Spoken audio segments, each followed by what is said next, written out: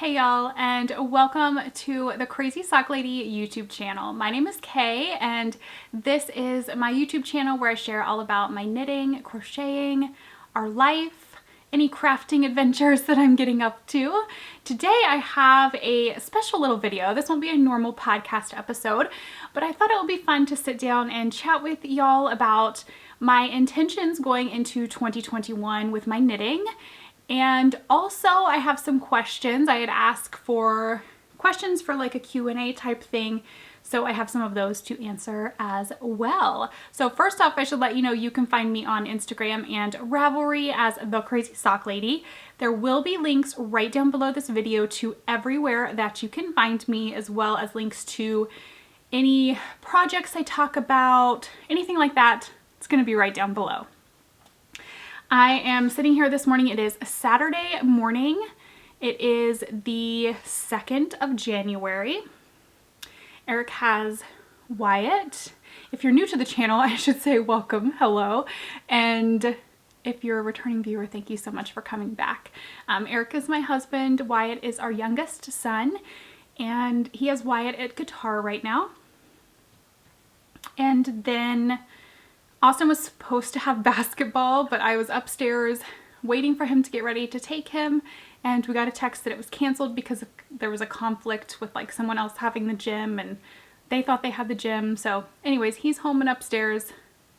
I said, just don't stomp around up there. It is so hard. I'm sure so many of you are feeling this right now, but it is so hard to find quiet in the house these days because everybody is home right now. I feel like I get quiet first thing in the morning when I get up because I get up so early, but I'm not ready to sit down and record a video at that point in the day.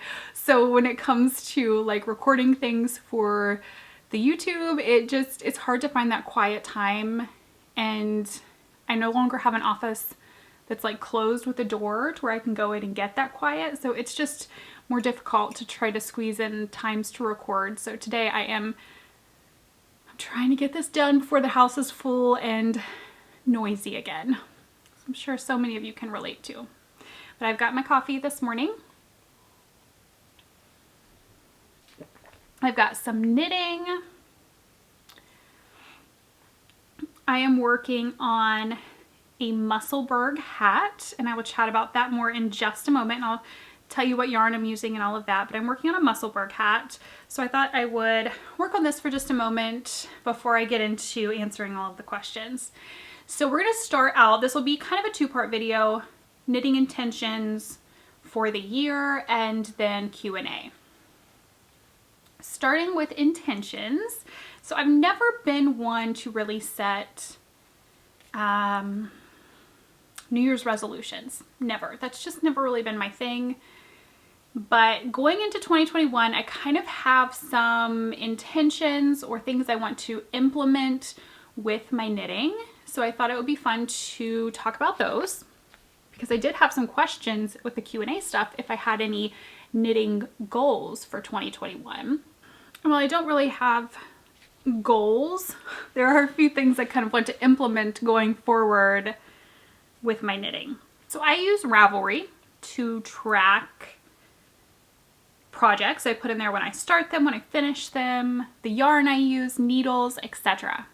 And that works great for the use of, also I track my stash on there so I can take things out of my stash onto my project page. So it works great for tracking stash. It works great for y'all because then you can see notes on my projects, things that I've done differently or yarns I've used. You can find out the information from those project pages. And I know there are better and more in-depth ways to track projects, but my issue is then at the end of the year having to go back and count to see how many socks I've made or sweaters or things like that. I find that it's harder for me. And I think there's a way to use like the hashtags, and there's different ways to track things. I know that, but technology, and I just don't enjoy technology as much for things like that. And I've never really found a good way when it comes to like my planner to track things. Just nothing that's worked for me personally. All of these things can work for other people perfectly fine, and that's what they love and enjoy. But I've never found that one thing with tracking my projects that I felt has worked for me. And how I like to do things. So this year I had asked on Instagram, how do y'all track your projects to then at the end of the year be able to easily see how many socks you finished or anything like that, or how many total projects you finished. So many people said that they do a knitting journal. I thought, okay, that sounds brilliant. I immediately hopped on Amazon and ordered a journal and some pins. So my plan, I'll show you the ones that I ordered. And I do have an Amazon link down below that has both of these linked in them if you're interested in these. So the pins that I got are by Mr. Pin. I'd never heard of this company. It's just one that came up on Amazon. And it is a super fine tip pin. I believe they are called a fine liner. Let me see what it says on the... It says black multi-liner, but I think on the listing it was a fine liner. So it's just these pins. Came in a pack of 4. They are all black, keeping it super simple. This journal will be nothing fancy. I love everybody's fancy journals, but when I think of it, I would rather spend the time knitting, so this is going to be very basic. The journal that I got to use is a Moleskine notebook in sapphire blue. And I did get one with blank pages. They have them lined, but I just wanted a blank page journal. So I've started it, and I actually have my first entry, which was super exciting. So my plan going into this, I just started out Knitting Journal 2021. I'm not sure how well y'all will be able to see that, but...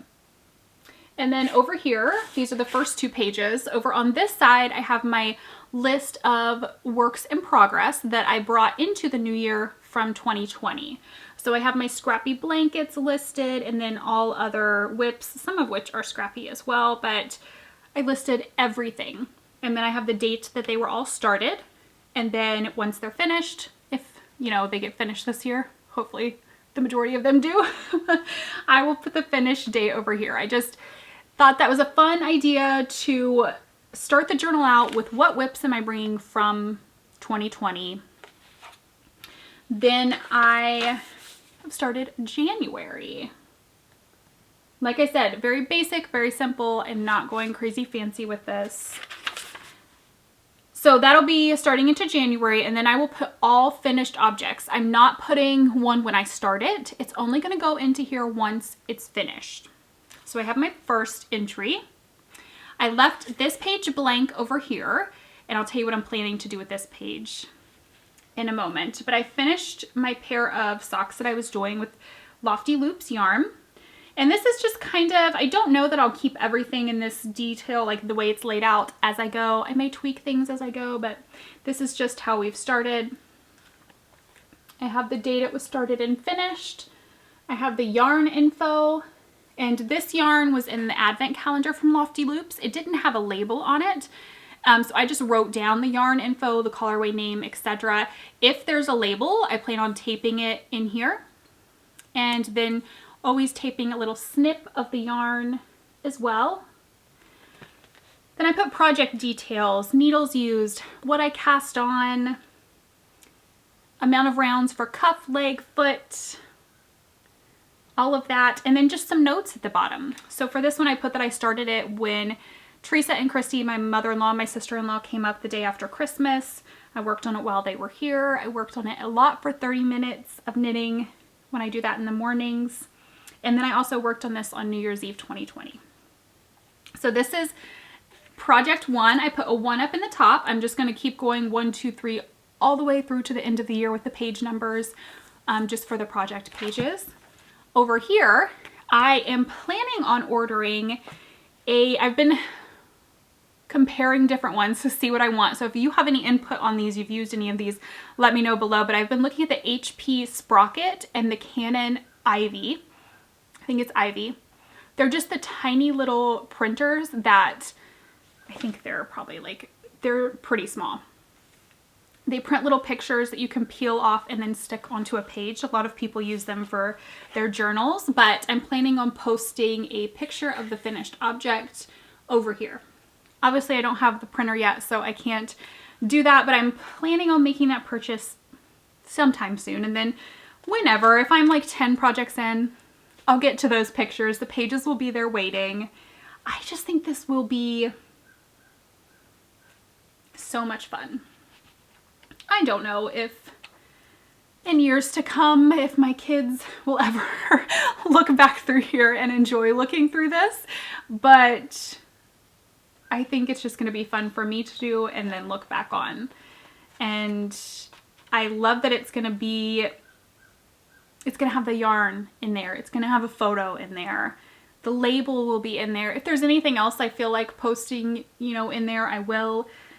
But I think it's going to work out great. So once I finish January, when it comes to February 1st, I will do a separate page just right here, and I will put the January totals. So I'll probably just write January totals at the top. Then I'll write like socks, hats, whatever the items are that I finish throughout the month, socks, hats, sweaters, shawl. And then over here, I'll total them up. So say I finish 5 pairs of socks, I'll write socks 5. Then I will be able to go through at the end of the year and just look at those monthly pages and see what my totals are for each month and add them up and get my totals for the year. I'm very excited about this. I think this is really going to work for me for tracking my projects, because it's going to kind of be that finishing touch to a project to be able to sit down and do that page in my knitting journal. I have another thing that I want to implement going into this new year. I showed you my list of whips. Now some of those, like it's the Musselburgh hat that I'm working on is listed on there. I started this December 28th, so it was super tiny. It was a very tiny little baby whip going into this new year, but I'm still counting it. And I do my 30 minutes of knitting every day. I've been doing this for a while. And it started out as 30 minutes of sweater knitting, and then it's just kind of transitioned to 30 minutes of knitting because I haven't always had a sweater on the go. But going into 2021, I'm going to take that 30 minutes of knitting and I'm going to each month pick a different work in progress, and I'm going to work on that work in progress during those 30 minutes of knitting. Now I can work on it other times if I want, or if I sit down, like this morning I sat down to work 30 minutes on this and I think I ended up working over an hour. It's just Saturday morning and everybody slept in but me, so I had some extra time. So it doesn't always only have to be 30 minutes, but that's the goal every day, is at least 30 minutes of knitting on a certain project that you choose.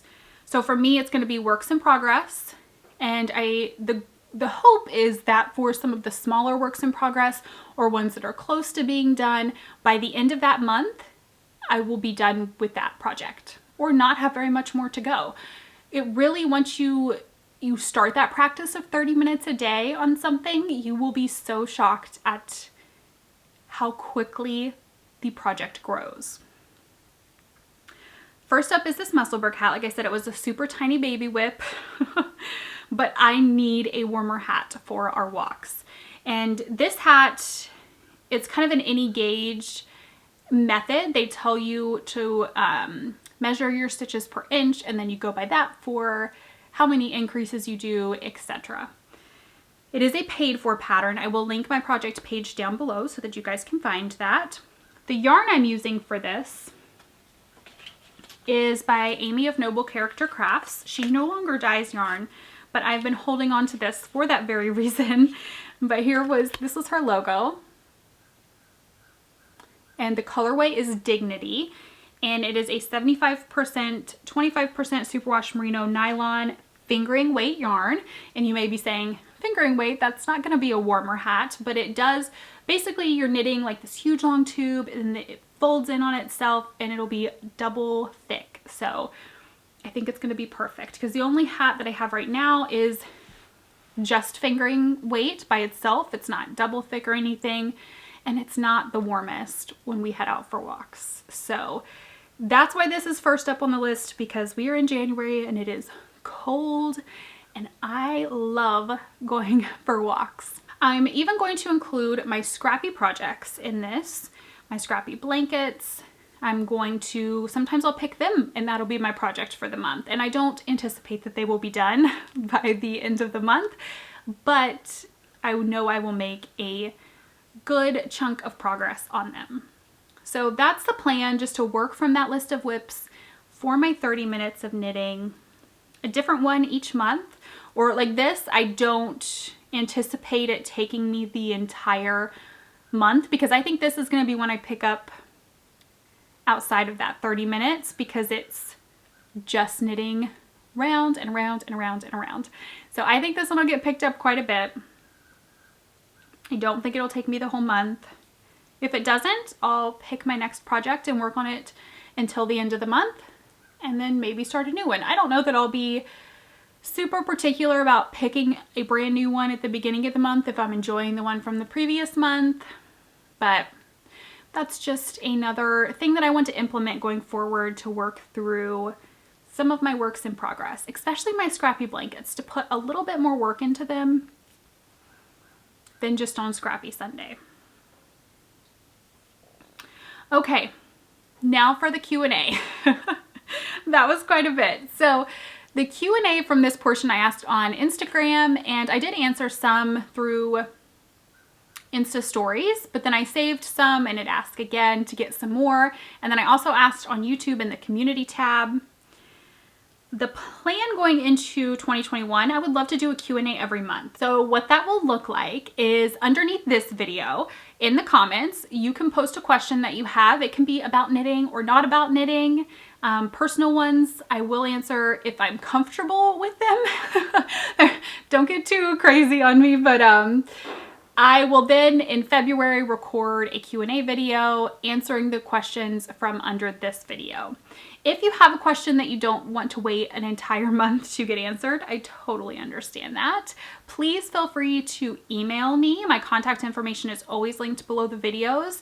That is the best way to contact me if you have a question, whether it be about sock trouble with your sock knitting, or you're working on one of my patterns and you have a question. My email for that is in the pattern.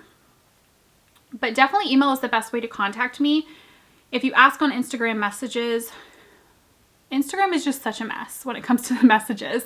They get so lost in the shuffle, and that's just not the best way to contact me at all. So definitely email me if you have a question that you need answered before the next Q&A video.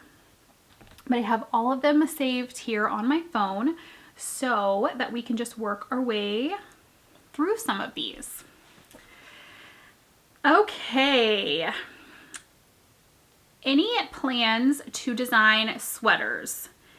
No plans to. I will not say that I'll never design a sweater, because who knows what the future holds, but I have no plans or intentions to design sweaters at this moment. Can you go over how you wash/care for your knits?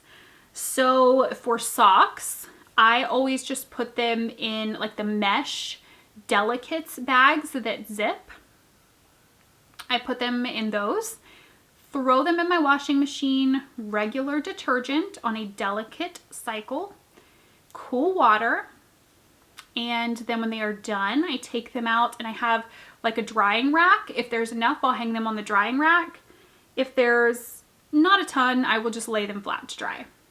And I will also throw in, if I have shirts or anything that needs washed on a delicate cycle, they'll go in that load as well. So I don't hand wash them. I used to hand wash all of my socks And oh my goodness, it would take so long. And I know a lot of people are worried about ruining their socks. For me, I got past that because I love knitting them so much, and I knit them pretty quickly, and I have so many socks. I have 2 whole things in my room full, and then my cabinet over here has socks that have never been worn. So they're not even in the rotation yet. So for me, I don't find that I necessarily baby my hand knit socks. They're in delicate bags. I've never had one get ruined in the wash, knock on wood. But if I were to wear a hole in them or accidentally ruin one in the washer, I would be like, oh man. But then I would be like, yes, I get to A, knit another pair of socks, perfect excuse to cast on the next pair, or B, pull one out that has not even been in the rotation yet and start putting it in the rotation. So I don't find that I necessarily baby them and wash them any certain way. I've had some that have accidentally gotten put in the dryer, and they were superwash merino and nylon, and they were perfectly fine. They do tighten up a bit if they accidentally get put in the dryer, but as soon as you wear them, they loosen back up. You are in bed by 9:30. Yes, I am. Do you make your sons go to bed too, or do they do their own thing? So that just depends. I'm married, so he doesn't always go to bed as early as I do. He likes to stay up a little bit later, so he'll be up. But my boys are older, so if it's not in, like, they don't have school the next day or a practice or a lesson they need to get to, they do stay up a little bit later. They don't stay up all night or anything. I'm pretty strict on, like, you have to get your sleep. But they might stay up until 10, 11, if there's nothing the next morning that we have to do. And like I said, Eric, on those nights, he's usually up later as well, so he'll make sure they get to bed. If it's a school night, they're usually in bed by 9:30 as well. I don't let them stay up late on school nights. Okay, what shawl were you wearing on your first episode of Vlogmas 2020? It's beautiful. So I believe I did link the pattern page for that, I think in the 2nd or 3rd Vlogmas, but oh gosh, I didn't knit that one, so I don't know all the details. I'm pretty sure it's the Bennett shawl. I know it's by Lost and Fond. I believe her name is Lindsay. So definitely if you look up Lindsay Lost and Fond, I know she's Lost and Fond on Instagram. Pretty sure it's the Bennett sisters shawl. What's the one thing you would like in your new home to make it even more homey? That's an interesting one. I don't know that there's really anything any item to make my home feel more homey. To me, anywhere feels homey as long as I'm with Eric and the boys. And that might sound so incredibly cheesy, but when you've moved as many times as we have, I've learned that it's not a house that makes you feel like you're at home or make you feel homey. It's your people, and any time that we are together, they are my home. So yeah, I don't know that there's any like one thing or item that would make my house feel more homey, because I think they do. Any knitting goals? I think I kind of went over that with just things I want to implement in the new year, just keeping the journal and working through whips. What type of stretchy bind off do you recommend for toe up socks? So I haven't done toe up socks a ton, but the ones that I did, the best bind off that I used on any of those was Jenny's Surprisingly Stretchy Bind Off. And I know some people are like, oh, it flares out at the top. Like, I don't like how that flares. Be mindful. My tip for that, it can still flare some, but my tip for that is don't knit it loosely, because it's a stretchy bind off, so you don't want to knit it all loosey-goosey. You want to keep it tight and it should be good. It might still flare a little, but when it's on your leg, you are not going to notice that flaring. Another one about knitting goals. I had quite a few questions about those. What tools, patterns, or tutorials would you recommend for someone who is new to knitting socks? So I actually have some tutorials here on YouTube. I will link those down below. There are 3 different ones for 3 different methods of knitting socks: DPNs, magic loop, and 9-inch circulars. So I will link those. They go over the tools you need for the tutorials. They're just a vanilla sock. There's no patterning to them. And the tutorial walks you through the entire process of the sock. What is your favorite thing that you have ever made? Doesn't have to be knitting. Goodness, probably I knit a cross stitch picture that is just like a picture of a house, and gosh, I'm gonna blank on what the quote is and it's not even unpacked yet, so I can't go look at it. A house is made, oh my goodness, a house is made of wood and beams. A home is made of love and dreams. I could be messing that up completely, but it's something along those lines. I cross-stitched that years ago, and then it was the only cross-stitch picture that I've ever like paid and had someone frame for me. The frame is beautiful. If we unpack it between now and when this video goes up, which I don't know that we will, I will put a picture in here. It's still packed away in the moving box because I'm not quite sure where I want to hang it yet, but that's probably my favorite make, a cross-stitch picture. What are you reading? So right now I am very slowly making my way through Midnight Sun by Stephenie Meyer. Yes, a Twilight book. Twilight fan here. I just am. Team Edward all the way. But Midnight Sun's been a little bit of a sludge for me to try to get through. I started it out and I was so excited, and it was just like this brand new take on this story because you're seeing Edward's side, but then I've kind of felt like this middle portion of the book that I'm in has been a bit of a sludge because I've always thought that Jacob was a little bit whiny. Edward, I feel, is being a little bit whiny. He's whiny in his head. You didn't really see that on the outside, but he's kind of, I don't know if whiny is the right word. Anyways, that's what I'm reading right now. I'm pushing my way through it. I think it's gonna pick back up. We're getting into some action. Maybe it'll pick back up and I'll be able to finish it. What made you become interested in knitting? So I've been doing some kind of crafty thing my entire life. Always was around stuff like that. My mother crocheted, my grandmother crocheted, so I was just always around those things. And I crocheted to begin with, so then I just kind of transitioned over into knitting eventually. My sister-in-law learned how to knit and I thought, I can do that. That looks fun. So I learned how to knit, but I was always kind of in the fiber arts since I was a child.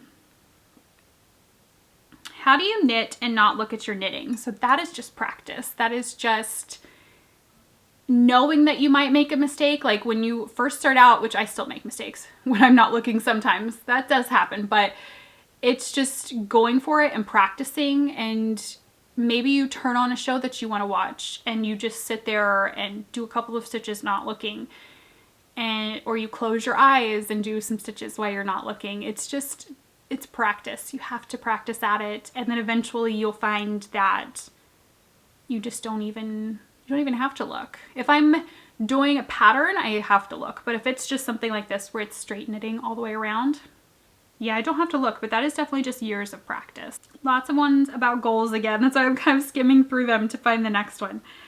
How do you find the energy to do it all? Can you please share how you plan your days? So I definitely don't always have the energy to do it all. I just don't.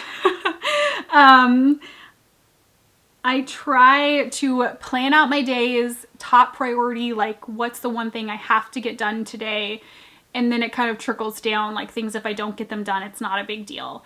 And that just works, but I definitely do not have the energy to do it all. Coffee helps, always, but it doesn't all get done all the time, for sure. What's your daily cleaning routine? So that kind of shuffles and moves around, especially since we've moved. I feel like every time we move, my cleaning routine kind of adjusts. I have things that I do daily: vacuum, litter box, pick up, wipe down counters, dishes, All of that stuff gets done on the daily, and that's typically stuff that gets done in the morning. I wash clothes once a week, towels once a week, clean bathrooms once a week. And those are kind of the weekly things. And then it's just other things that need done. I'll wash bedding once a week. And those I just kind of sit down at the beginning of the week and see what I have going on and what days can I fit all of those things in. Like I try to clean all 3 bathrooms once a week, but I don't do them all on the same day. I'll split them up and do one each day, Tuesday, Wednesday, Thursday. It's just kind of I sit down and see what the plan is for the week as far as what work do I need to get done, what do the boys have going on, things like that, and then just plan out my week in my planner for my cleaning schedule. Should beginner sockers try on DPN or circular? That is a good question. So I always recommend to people, if you have a way that you are already comfortable with, like you already know how to do magic loop, or you already have used DPNs and you're comfortable with those, maybe not even like you're super comfortable, but you're familiar with those, try that first. That'll make you so you're not learning a new technique and a new thing to knit, and also at the same time learning a new method of knitting in the round. So if you're comfortable with DPNs, start with DPNs for socks. Did you make a video of how you added your beads to your Christmas sweater? Not yet. I've had so many questions about this lately, but again, going back to what I said at the beginning of this video, it is so hard to find that time to sit down and record something, especially a tutorial or something where I'm really chatting and I can't have any background noise because I want you guys to be able to hear the instruction that I'm giving. It's just hard right now. Eric's working from home. The boys are schooling from home. It is just so hard. So I've recorded part of that. I'm hoping to have it out this month. Don't hold me to that. You'll see it pop up when it's ready. That's just the best I can do right now. Let's see. Will there be Summer Sock Camp 2021? Yes, I do have plans to do that going into this year. I'm already working on different techniques and things and getting some ideas together for what I want to do. Did you wear your Christmas sweater on Christmas? No, I did not. I just didn't. We had a comfy, relaxed day and I love that sweater. It fits good. It's comfortable. But one thing I will say that I never even thought about, the beads all over on that sweater, they're kind of cold when they touch your skin. They're cool. So yeah, I didn't wear it on Christmas. Not that I'm like not going to wear it because of that, but I didn't wear it on Christmas. Do you have any tattoos? I do. I have 3 actually. I have one on the back of my neck that means infinite love, that my sister Courtney has the same tattoo. We got it together. I have my cross. Oh, it's kind of hard to show. My cross on my wrist, and then I also have a flower on my hip, which was, that was like a, hey, I turned 18, let's get a tattoo moment. And my friend Jenny actually has a matching one. We got them together. The things you do when you turn 18. Wyatt is so good at playing guitar. Does Austin have any interest in playing as well? No. He did play before. He learned Harry Potter, Smoke on the Water, like a small portion of that, and Happy Birthday. That was when he was maybe Wyatt's age. Never really showed a real interest in it. He's much more into athletic things. Is a final video for the Stash Busters Cal coming? Probably not. I will draw winners from the last quarter and announce those, but not like a roundup. Like I did start the year out doing those, but things just got so crazy this year with our move that kind of fell to the back burner. And speaking of cows, I had talked about this on Instagram, but going into this year, knit-alongs, there won't be as many of them.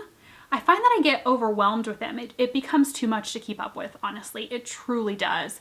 Trying to keep up with the threads, especially if there's multiple ones going at once, it just becomes way too much. And then I feel like I can't give every single one of you my best when there's so much going on.